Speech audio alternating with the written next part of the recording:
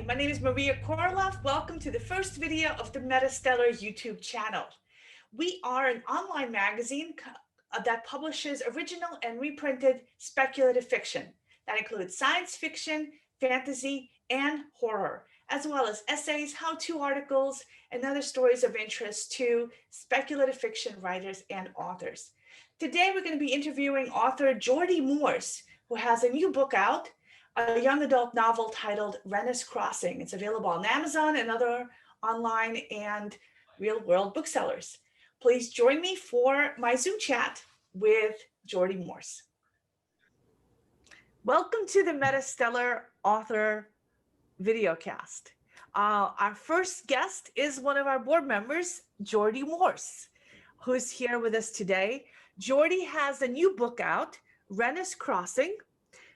It's about a young woman who is a teenager who is coming into her magical powers and learning how to use them. So Geordie, can you tell us a little bit about when you started working on a book and when it was published and where people can find it? Yeah, so the concept first started in 2015. So I guess you could say that the book's total lifespan from, first word to first printing is about 5 years. But it took me about, I'd say, probably 2 years to, go through the drafts and go through the editing. And basically then it took another 3 years to basically find an editor and find an agent for it and find a publisher. So majority of those 5 years were not actually writing, but right now the book is being published through. So Black Rose Writing is an independent publishing company based in Texas. Yeah. And the book is copyrighted 2020, so it came out last year? Yes. Yeah, it came out last year now. October 27th, 28th of last year. Okay, so it's brand new. It's a baby. Yes. And I found mine on Kindle on Amazon. Is it available in print form or through other publishers or through other websites or stores?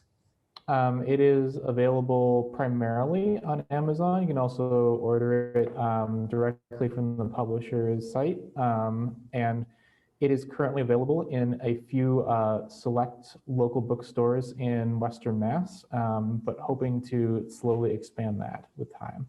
All right. And we'll have all the links down below to where you can find the book and leave a review.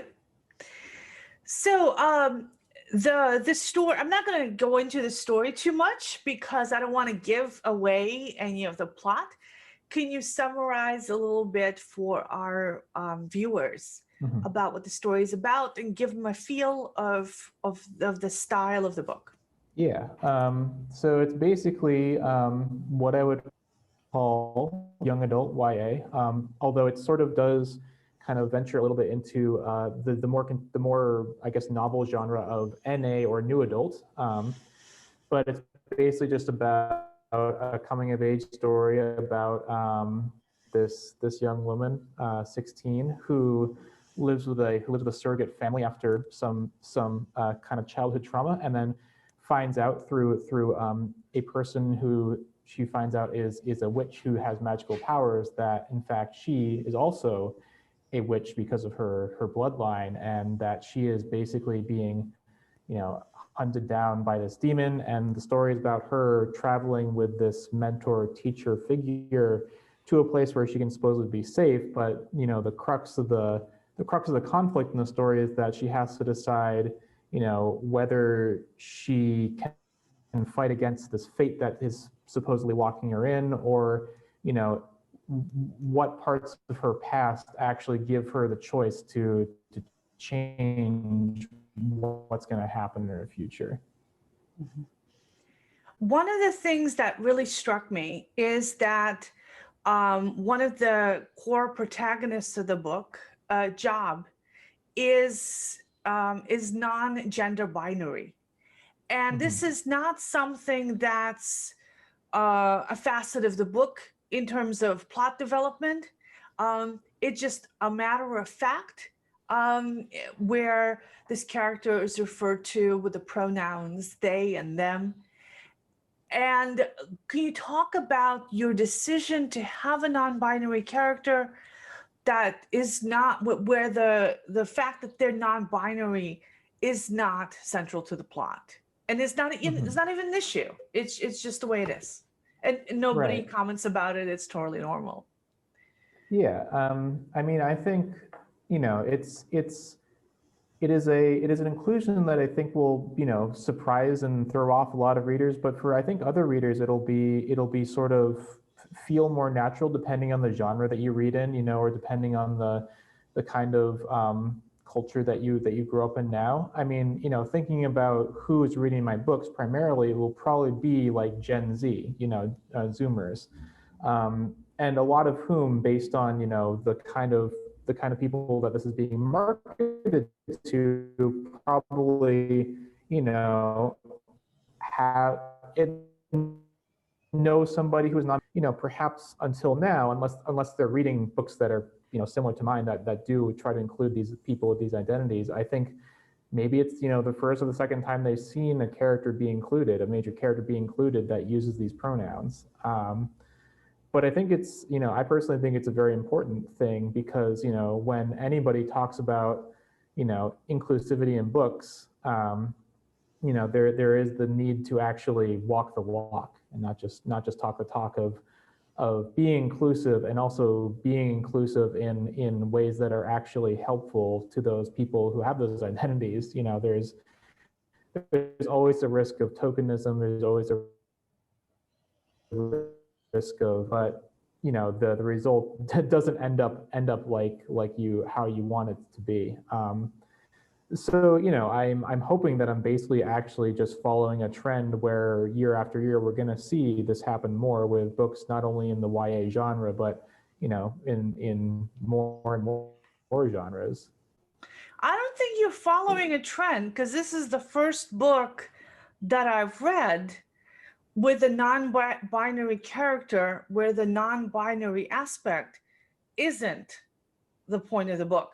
Like, for example, we're just now starting to see movies with gay and lesbian characters where the fact that they're gay or lesbian is not the center of the story.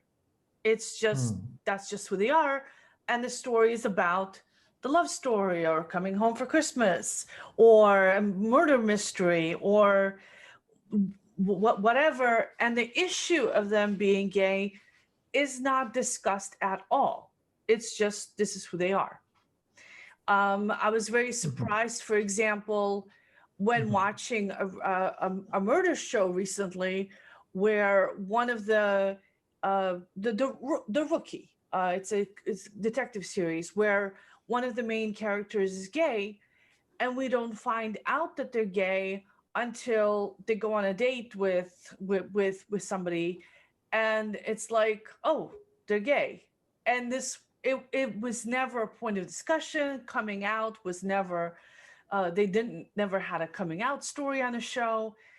This show wasn't about how unusual it was that they're gay, or the trouble that they have in their career in the police department because they're gay.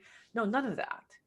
So, like on Brooklyn 911, Brooklyn 99, there's one of the main characters is gay and another main character is bi, and those are the focus of the show. How difficult it was to move up through the ranks as a gay or Black police officer, or as a bisexual woman. How difficult it is to come out to the families and to friends, and, you know, so on. And it's very rare to see that just treated as a matter of fact and not as a coming out story. And how did you decide to do the character that way? Did you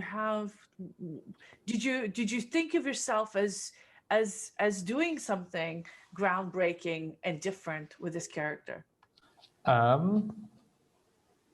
I maybe at first, maybe at the very first, I felt like that, as you said, there probably aren't too many, you know, stories where one of the, I guess technically they're a deuteragonist, as you might call it, you know, who is non-binary, but the literary landscape, especially in YA, is changing very fast. And I have a few friends who are pretty well versed in what is being published, like pretty much current year. And it is actually quite surprising how many like stories do have non-binary protagonists, who have trans protagonists and stuff like that. It's this whole new wave of stories. And so, like 5 years ago, maybe I'm like, oh, I might be one of the first, but I am absolutely not alone in 2020, I think. I feel so old. I'm like, oh, this is the first one I've seen. But my idea of YA books is, Harry Potter and from when my own kids were little. Mm-hmm. Yeah. So, and you also have another unusual for me decision to have 3 dads at the start of the book. Mm-hmm. And can you talk about that? Yeah, I think that was a little bit more, that was me kind of wanting to push the envelope a little bit. Because, it's like, if they were just 2 gay dads, it's like, I think that's been seen before. Obviously, it's nice to have another example representation, but I'm like, what can I do to make it a little more, like interesting? And it's like, well, I feel like, me personally, I haven't seen a lot of polyamorous representation, in stories necessarily. So it's like, why not do that? I mean, it's like 2 of these characters are fun. I think it'd be even funner to have 3 characters, right? So that's just kind of like, and I think it worked pretty well. I think it's a pretty interesting, striking thing to see pretty early on in the book. And I had a lot of fun writing that dynamic. It was a lot of fun to read as well. Now the book ends on a kind of a cliffhanger. Is there a sequel in the works? Oh yeah, absolutely. There's a sequel in the works right now. It has always been, from the very start, I have thought of it as basically 3 books, 1 story. And I sort of always knew that it was going to span, basically a total of 3 books. But like from the very beginning, I always had a pretty clear idea of where each of these characters' arcs were going to begin and end. There are certain things where obviously I don't quite know, it's like, how are they going to get from chapter 15 to chapter 16? I don't quite know that yet. But as far as the characters and their motivations and their arcs it's all been in my head for years, really. What inspired you to write this particular story? I mean, this is one of literally dozens of stories that have bounced around in my head, and it was more about where I was in my life in like spring of 2015, where I've just gotten back from a year of teaching English in Japan, and I was sort of like, I was in my early but going into mid-20s, and I didn't quite know what I wanted to do, and I'm like, I really want to be creative and I really want to write a book. And I'm like, if not now, when? I keep saying I want to do this, but it's like, when like now is as good a time as any. If I keep waiting, I'm just going to keep waiting forever. So there was this sort of desperation and this kind of like almost like panic that sort of pushed me to actually get through, writing 105K words and making this. So I don't think that the story necessarily was in a response to anything in my life, but it was more of a thing of like, this was the story that came into my head and I started thinking about a lot at that particular time. I'm like, I'm going to take this story. I'm going to do this story, take it all the way. All right. Is there anything else you want readers to know before they go in and read the book?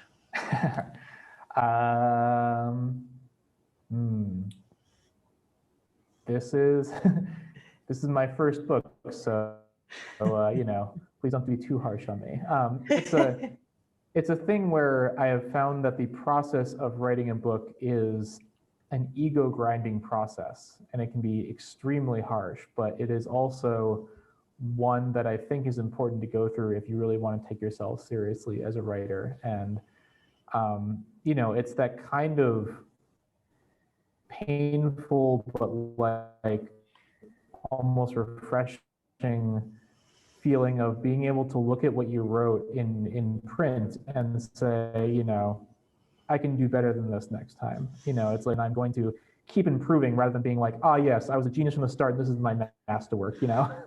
Oh wait, this typo kind of thing. So yeah, it's helped me gain a bit more perspective on my own writing and taking myself more seriously as a writer. So I don't know, I think just you know, I hope that readers find something to enjoy or relate to in the story, because I really love the idea that people are going to be able to read this and be able to see this outside of my own head. All right. Now, after you go, I'm going to ask you for social media links and your web address, and we're going to add all that to the description below. Excellent. All right. Well, thank you very much for joining me today. I really appreciate it. Yes, thank you very much for having me. And I hope you have a great 2021. I understand you're going to be finishing up the second book this year. Yes, that is absolutely the plan. All right. Well, I'm looking forward to seeing the next one. Oh, and before I go, I've got to say the cover art is gorgeous. I don't know if you guys can see that or not. Yes. But that is just simply a stunningly beautiful cover. Can you tell us about how that came about? Yeah, absolutely. I mean, I owe so much to the artist who did that cover, because, you know, one of the I think one of the falsest statements in any sort of like book culture is that you can't judge a book by its cover. People do it all the time. People pick up pretty covers, you know, that's how it works. But this is actually a Japanese artist who I've been following for a while on my own social media channels. She goes by Mano de Marina, so ManoDeMarina. We'll add a link in the description. Yeah, she's a contemporary artist. She does a lot of like digital media, and I was very lucky to be able to work with her when I did, because she is kind of doing big time stuff now. She's got an exhibit actually happening in February of this year. So, but we do have plans so that you know, she's going to be producing the other two covers, so it looks like a nice series when that happens. So yeah, I owe her a whole lot of this book's success, I think. Oh, a beautiful, absolutely beautiful cover. One of the things that I miss about not having as many print books as I used to is that this is the kind of cover that you do want to have in print. So it is really, really beautiful, and you can't really see that as well in digital form. Well, thank you very much again for joining us. We really appreciate it. Hope to see you again soon for your second book. Absolutely. Thank you. All right. Bye-bye. Have a great year. Well, thank you very much, everyone, for joining us. We'll be back next week with another author interview. If you would like to be on the show, please contact us. All the links in the description below. And don't forget to subscribe and like in order to stay up to date on what happens on this channel. Well, thank you very much. It's great seeing you, everybody. Have a great 2021.